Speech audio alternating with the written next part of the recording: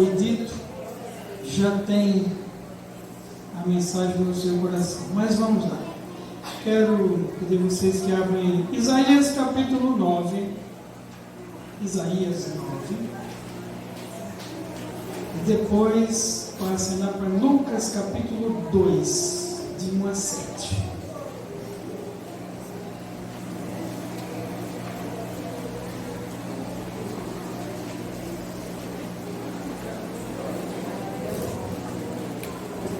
Versículo 6 diz: porque um menino nos nasceu, um filho se nos deu, o governo está sobre os seus ombros, e o seu nome será Maravilhoso Conselheiro, Deus Forte, Pai da Eternidade, Príncipe da Paz. Lucas capítulo 2, de 1 a 7 diz: naqueles dias foi publicado um decreto de César Augusto, convocando toda a população do império para recensear-se. O primeiro recenseamento, foi feito quando Quirino era governador da Síria. Todos iam alistar-se, cada um à sua própria cidade.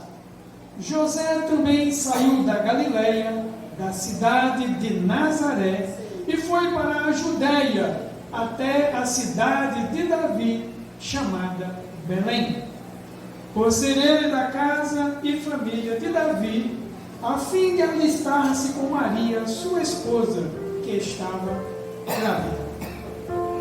E aconteceu que, estando eles ali, chegou o tempo de ela ter a criança. Então Maria deu à luz o seu filho, o primogênito, enfaixou-o e o deitou numa manjedoura, porque não havia lugar para eles na hospedaria. Ah, Senhor, nosso Deus e nosso Pai, agradecemos pela Tua palavra, pedindo, Senhor, que nos direciones neste momento, para que a mensagem que o Senhor quer entregar a cada coração seja entregue devidamente pelo Espírito Santo. Em nome de Jesus que nós te pedimos e em nome do Senhor. Todos os anos lemos esses textos, né? Que bom! E como a presbítera Dani já falou, é interessante isso. Jesus não nasceu historicamente no mês de dezembro, porque lá agora é um período frio. Nós vamos ver no texto aqui de Lucas, capítulo 2, que havia pastores no campo, cuidando dos rebanhos. E os anjos apareceram a eles, amém? Anunciando que o Messias havia nascido, como fora anunciado anteriormente. Bom, o que veio ao meu coração foi uma palavra para renovar a nossa fé e a esperança no Senhor. É tempo de renovar a nossa fé e a nossa esperança no Senhor.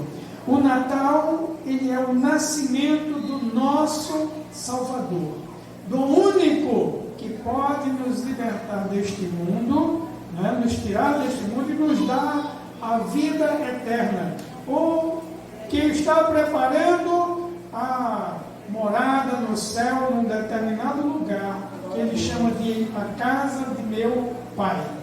Na casa do meu Pai há muitas moradas. Se não fosse assim, eu teria dito a vocês: eu vou preparar lugar para vocês. E quando eu preparar, virei outra vez, para que onde eu estiver, vocês estejam comigo. É uma promessa dele, amém? E essa promessa, ela tem embasamento bíblico. Essa promessa, ela foi feita desde o Gênesis. Ele veio no tempo certo. O próprio Deus anunciou a sua vinda lá no Gênesis 3,15, quando deu uma palavra de juízo para a serpente e disse: porém inimizade entre ti e a mulher, entre a tua descendência e o descendente dela. Tu lhe ferirás o calcanhar e ele te esmagará a cabeça. Essa promessa foi feita no Gênesis. Eu não sei quantos anos já se passaram, não dá para nós contarmos exatamente, porque Deus já confundiu aí os tempos. Para vocês terem uma ideia dessa mudança dos tempos, nós estamos vivendo em 2022, na era cristã. Mas, se nós formos buscar lá nos primórdios, quando o imperador Trajano mandou começar o tempo a partir do nascimento de Jesus, e o pesquisador lá, ou os pesquisadores, erraram em 5 anos. Então Jesus já nasceu no ano 5 da era cristã, o que não tem lógica. Ele tem que nascer no ano 0. Quando ele completou um ano, é o ano 1. Mas Deus confundiu isso para que ninguém fique dizendo, ele vem no próximo ano, porque já aconteceram, as profecias já se cumpriram, ele vem tal dia. Nós não sabemos o dia nem a hora, mas nós sabemos que ele vem, porque ele prometeu, e ele é poderoso e fiel para cumprir tudo o que nos prometeu. O Pai anunciou, os profetas também anunciaram a sua vinda. Lá em Deuteronômio 18:15, Moisés disse, do meio de vocês, Deus levantará um profeta como eu, e a ele vocês ouvirão, a ele vocês seguirão. Moisés fez essa declaração se referindo ao Messias, ao prometido, aquele que o Pai Celestial já havia anunciado lá em Gênesis 3:15. Isaías, no capítulo 61, ele fala, o Senhor me ungiu para curar os enfermos, os quebrantados, libertar os oprimidos. O Senhor Jesus, em Lucas capítulo 4, versículo 17 ao 21, ele diz, esta palavra se cumpriu hoje, porque o Senhor poderosamente veio para cumprir tudo o que acerca dele está escrito. Louvado seja o nome do Senhor. Zacarias diz lá em 9:9, o teu rei, ele virá humilde, montado sobre um jumentinho, filho de uma jumenta, e isso significa humildade, significa que o rei veio em paz, ele não veio para a guerra, ele veio em paz, ele veio trazer a palavra da salvação, veio chamar os pecadores ao arrependimento, ele veio trazer a palavra da vida eterna, e a condição é, eu reconheço o meu pecado, eu confesso o meu pecado e eu deixo, e quando eu deixo, eu alcanço misericórdia. A misericórdia do Senhor está reservada para todos aqueles que reconhecem que só o Senhor tem poder para perdoar pecados. Amém? Louvado seja o nome do Senhor. João Batista, em João capítulo 1, versículo 27, falou, eis o Cordeiro de Deus que tira o pecado do mundo. Quando João Batista viu Jesus, ele disse, depois de mim, após mim, vem aquele de quem eu não sou digno de desatar as sandálias dos pés. E esta tarefa era para o serviçal mais humilde da casa. Quando chegava uma visita, porque não havia asfalto nem paralelepípedo aqui, lá em Jerusalém, era no barro, de onde as pessoas vinham. No centro já estava todo pavimentado, mas fora era barro, e as pessoas sujavam os pés. E quando elas entravam na casa de alguém, deixavam as sandálias do lado de fora, não entravam calçadas, principalmente no templo. E alguém, o servo mais humilde, vinha com a bacia, uma toalha, e lavava os pés daquela pessoa. Era uma tarefa para o servo mais humilde. Tanto que quando Jesus veio lavar os pés dos discípulos, Pedro olhou e disse, Senhor, tu não vai mais fazer tal coisa, tu não vais lavar os meus pés, isso é muito humilhante para o Senhor. E Jesus disse: se eu não te lavar os pés, tu não tens parte comigo. O que eu faço agora, tu não compreendes, compreenderás depois. Aí Pedro disse: então, Senhor, lava não só os pés, mas a cabeça e as mãos. E Jesus disse: aquele que já se banhou, que já se purificou na palavra que ele deu, não precisa mais tomar banho, somente lavar os pés. Que é o que tem a ver com esse nosso dia a dia, no momento de descuido, uma palavra mal falada, um pensamento errado, uma atitude errada, e nós desagradamos ao Senhor. Mas se colocarmos diante dele, como está escrito em Provérbios 29:13, aquele que encobre as suas transgressões jamais prosperará, mas o que as confessa e deixa alcançará a misericórdia. No devido tempo, louvado seja o nome do Senhor. Então, a promessa foi feita e o Senhor é poderoso para cumpri-la. Também, ele veio na plenitude dos tempos, conforme o apóstolo Paulo fala em Gálatas, capítulo 4, versículo 4. Ele veio na plenitude. O que é essa plenitude? Ora, nós temos aí países hoje no mundo em que um cristão não pode entrar. E se entrar, como no caso da Arábia Saudita, como houve a presença do exército norte-americano, os soldados só podiam adorar Jesus dentro da própria tenda. Era uma barraca, um acampamento, era dentro. Se fosse fora, eles seriam punidos. Eles não poderiam fazer isso, seria uma afronta ao Islã. Existem países, e naquela época muitos países estavam com as suas fronteiras fechadas para outros povos. Mas o Senhor mandou um povo de longe. Que povo? O povo romano, com seu grande exército. O poder dos romanos foi se espalhando pelo norte e pelo oeste do mar Mediterrâneo. E os romanos tomaram posse daquela terra. E com essa invasão, com a força que eles impunham ali, e o lema era a Pax Romana. Pax quer dizer a paz imposta pela força. Eles queriam a paz a todo custo, e ela seria imposta pela força do poder bélico dos exércitos de Roma. Não havia brincadeira. Então todos ali podiam andar em todas as cidades daqueles países vizinhos sem serem interpelados, interrompidos. O apóstolo Paulo nasceu na cidade de Tarso. Era uma cidade lá que estava debaixo da autoridade do Império Romano, uma cidade especial. Colônia, obrigado. E aí ele tinha um título de cidadão romano por nascimento.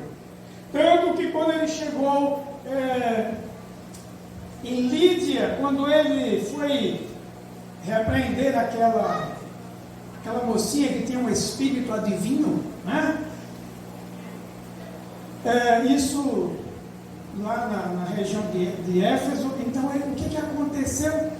A mocinha agora não dava mais lucro aos seus senhores com aquele espírito de adivinhação, que Paulo, aborrecido, disse: em nome de Jesus, sai dela e não tornes mais a ela. O que aconteceu? Os seus senhores, os desonestos ali, levantaram uma maior confusão. Paulo e Silas foram presos, né? E quando eles foram presos, apanharam de graça ali, porque nem foram julgados. No dia seguinte, quando eles foram soltar Paulo e Silas, o que aconteceu?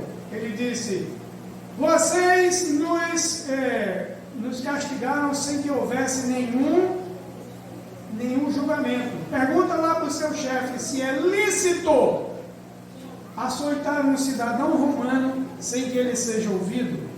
O carcereiro perguntou, o chefe lá do presídio, né? Você é cidadão romano? Ele disse: eu sou de nascimento. E o procônsul disse: olha, eu gastei muito dinheiro para conseguir esse título. E mandou que ele fosse embora lá, fosse e não tivesse mais envolvimento com aquele assunto. Foi embora. Mas Paulo tinha cidadania romana. E ele disse ali que na plenitude dos tempos Deus enviou o seu Filho. Ele preparou o tempo para que houvesse condições de a igreja ir e pregar o Evangelho a todos, sem nenhuma barreira, sem nenhum impedimento, como realmente aconteceu.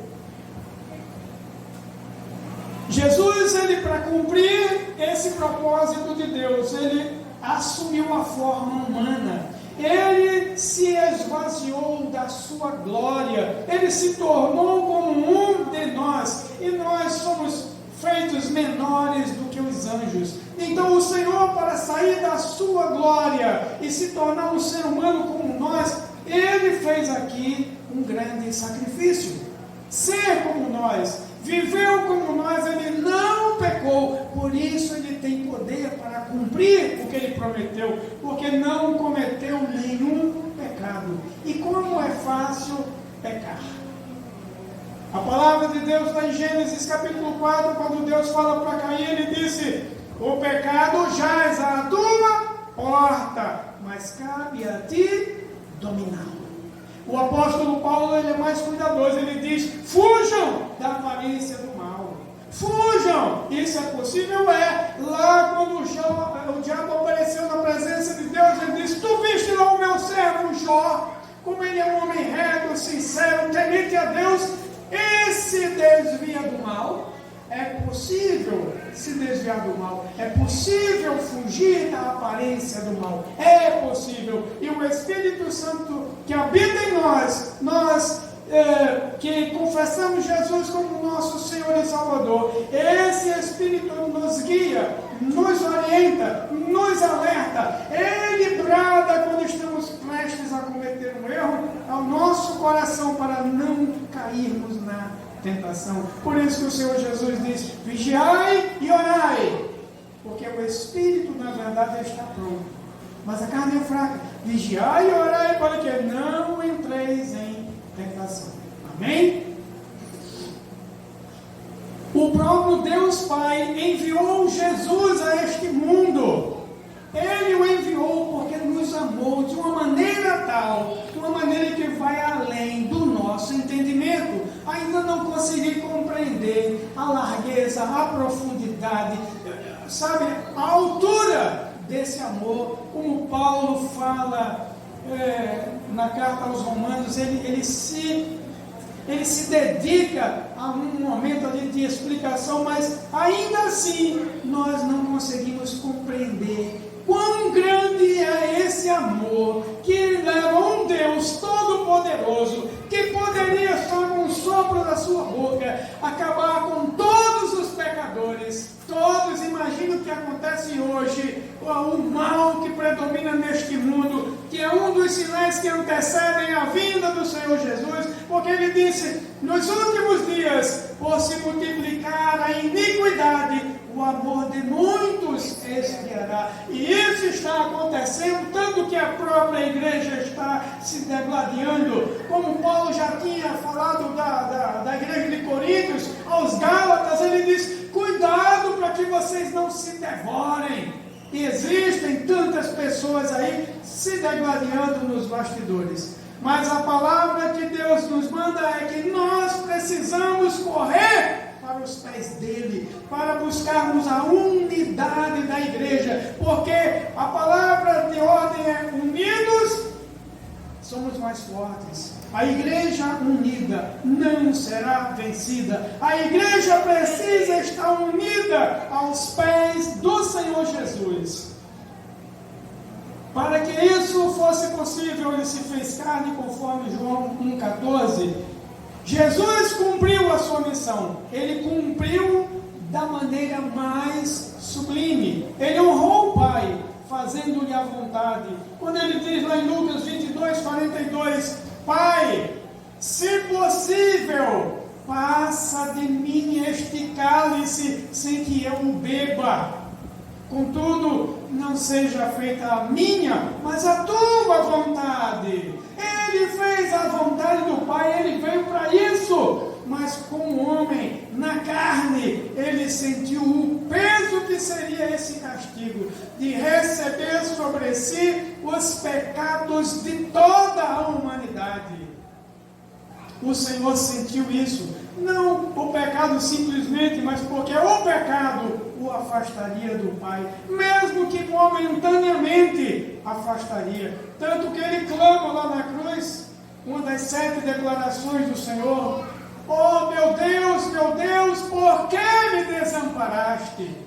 Ele fez isso porque o pecado de todos nós veio sobre ele. O pecado de todos nós veio sobre ele. E ele não recusou, ele não resmungou, ele não murmurou, ele não blasfemou, ele recebeu, ele aceitou, ele honrou o Pai, cumprindo o propósito para o qual ele foi enviado. Em João 19:30, ele grita lá na cruz: Tetelestai, que significa está consumado, está pago. Nenhuma dívida mais há para o inimigo aí, né? Para o Senhor. Na verdade, a dívida foi paga ao Pai, não foi ao capeta. O capeta, ele queria era que o Senhor morresse e não ressuscitasse. A dívida é paga ao Pai. A nossa dívida era com o Pai. E o Filho veio para rasgar essa cédula. Antigamente a gente fazia compras nas lojinhas aí, tem a loja Seta, não sei se alguém aqui lembra, na João Pessoa. Você ia fazer compras aí, assinava lá, o cara tinha um balãozinho, assinava uma nota promissória. Você viu isso? Não vinha. Ela também conhece, não. Aquele rapaz ele conhece a nota promissória, ele conheceu, é da minha época. Gente, a nota promissória era um compromisso firmado. Você assinava dizendo: eu devo isso aí, que está escrito nesta nota. E naquela época havia os desonestos, claro, mas o geral na sociedade era que o homem podia arrancar um cabelo do seu próprio bigode e dizer: segure que eu venho resgatá-lo, vou pagar essa dívida. Havia contra nós uma cédula, uma nota promissória que nos cobrava pela rebelião humana contra o Pai Celestial. E o Senhor Jesus rasgou esta cédula. Amém? Ele é poderoso para fazer muito mais do que pedimos ou pensamos. Que maravilha! Estou terminando. Para fazer isso, ele deu a vida dele.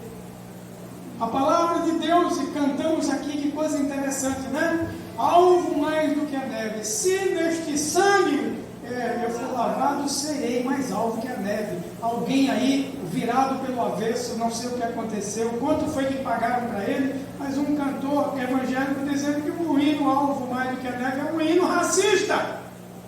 Pobre criatura. A estrofe seguinte vai falar sobre os cravos, os espinhos.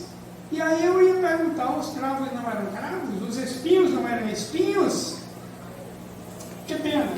Mas o sangue de Jesus nos purifica de todo pecado.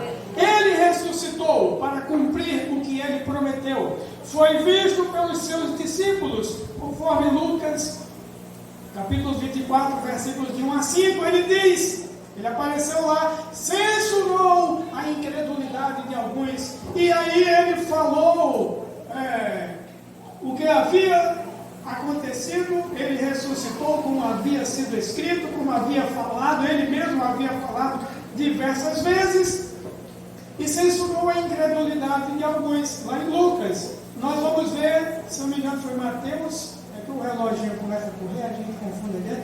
Está lá escrito que ele chegou, estavam alguns reunidos, faltava Tomé. E Tomé disse: eu só acredito que ele ressuscitou se tocar nos ferimentos dele e no lado onde foi furado. Aí Jesus, uma semana depois, chega lá e: paz seja convosco. Todos olharam para ele e ele disse: Tomé, seja crente e não incrédulo. Olha aqui. Aí quando Tomé viu, se ajoelhou e adorou o Senhor. Precisamos crer com todo o nosso coração que Jesus morreu na cruz do Calvário para pagar pelos nossos pecados. Ele ressuscitou para justificar a todo aquele que nele crê. Precisamos crer e confiar. Tinha um comercial antigo aí, não sei se era Gerol, dizia assim: não basta ser pai, tem que participar, tem que chegar junto, não basta ser cristão, tem que crer e confiar que Jesus está conosco todos os dias, como Ele prometeu, até o dia em que Ele vier buscar a sua igreja, e aí nós estaremos para sempre com Ele. Jesus está voltando. Foi visto pelos seus discípulos, foi visto também por cerca de 500 pessoas. Paulo testifica isso lá em 1 Coríntios 15:6. Ele disse: algumas dessas testemunhas ainda estão entre nós. E citou ali alguns nomes dos que estavam na época, os apóstolos e pessoas. Quando o Senhor Jesus subiu ao céu, Ele disse: não se ausentem de Jerusalém, até que do alto eu cumpra a promessa que do Pai eu fiz a vocês. Eu enviarei o Espírito Santo, e Ele revestirá vocês com poder, para vocês pregarem o Evangelho. Havia ali, no dia de Pentecostes, cerca de 120 pessoas reunidas. Os apóstolos, que já tinham feito um sorteio e elegido ali o Matias para compor os 12 apóstolos, outros discípulos, e veio sobre eles línguas de fogo, como línguas de fogo repartidas, que pousaram sobre eles. Foi a visão que Lucas descreveu.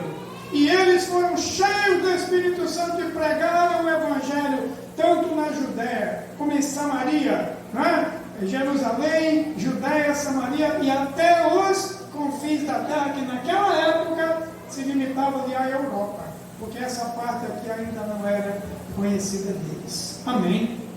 O Evangelho foi pregado, chegou até nós. E nós não podemos deixar o nosso ânimo esfriar. Temos que continuar vivendo conforme esta palavra, vivendo para que as outras pessoas olhem para mim e para nós, e vejam Cristo em nós, pelas nossas atitudes, pelas nossas palavras.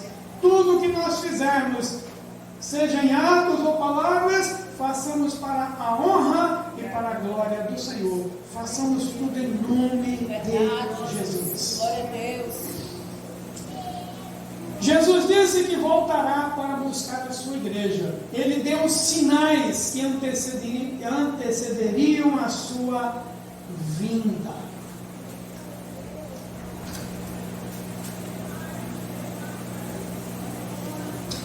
Os anjos, lá em Atos capítulo 1, versículo 11, quando Jesus subiu, os galileus, os apóstolos ficaram olhando e os anjos disseram: varões galileus, por que vocês estão olhando para o céu? Este Jesus que vocês viram subir, do mesmo jeito que subiu, ele voltará. E quando ele vier, a palavra que está escrita aqui, todo olho o verá. Quando ele vier, não haverá segredo. Todo olho o verá, até os olhos daqueles que o traspassaram. Amém? Até. Que coisa realmente incrível. Ele voltará. E quando ele vier, ele vai cumprir a promessa que ele fez. Vai nos levar para junto dele. João 14, de 1 a 13, ele diz: não se turbe o coração de vocês. Vocês creem em Deus? Creiam também em mim. Na casa do meu pai há muitas moradas. Se não fosse assim, eu teria dito a vocês: eu vou preparar lugar. E quando eu for, eu virei outra vez para levar vocês, para que onde eu estiver, vocês estejam comigo. Nós vamos ver aqui nas cartas de Pedro, lá no 1 Pedro capítulo 4, a partir do versículo 12, se não me engano, versículo versículo 14, ele vai dizer: alegrai-vos nas tribulações, por sermos co-participantes das aflições de Cristo, para que na sua revelação vos alegreis exultando. Ele diz que nós precisamos perseverar, aguardando o Senhor, mesmo em sofrimento. Jesus sofreu lá na cruz, nós também sofreremos, porque Ele disse, Ele nos revelou: no mundo tereis aflições, mas tende bom ânimo, tenham coragem, Jesus está voltando. E um dos sinais: haverá fomes, pestes, catástrofes em todo o mundo. Será que nós estamos vendo isso hoje? Haverá guerras, rumores de guerras, nação se levantando contra a nação, irmãos se levantando contra irmãos, filhos contra pais, pais contra filhos. Está acontecendo isso hoje? Será que está? Eu estou vendo isso acontecer. Então a palavra vai dizer aqui, que é o que eu quero finalizar: quando tudo isto estiver acontecendo, alegrem-se com grande regozijo, porque está próxima a vossa redenção.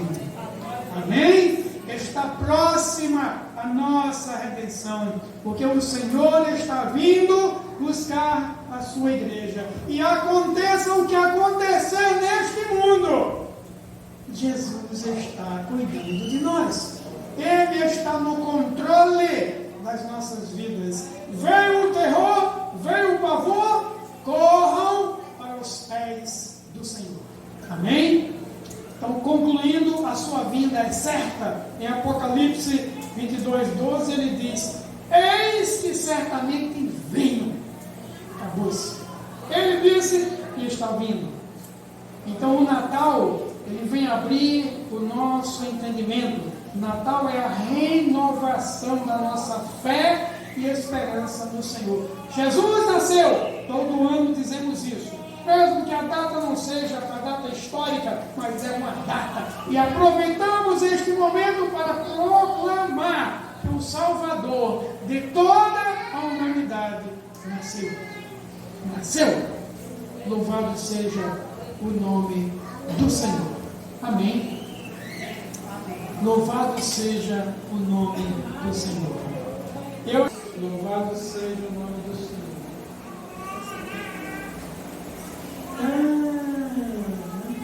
Após o culto, haverá doação de frutos dos irmãos. Está com a irmã Valéria lá fora, à sua espera. Que bênção. Amém? Vamos estar em pé. Eu não sei se sou eu. Deus abençoe vocês grandemente.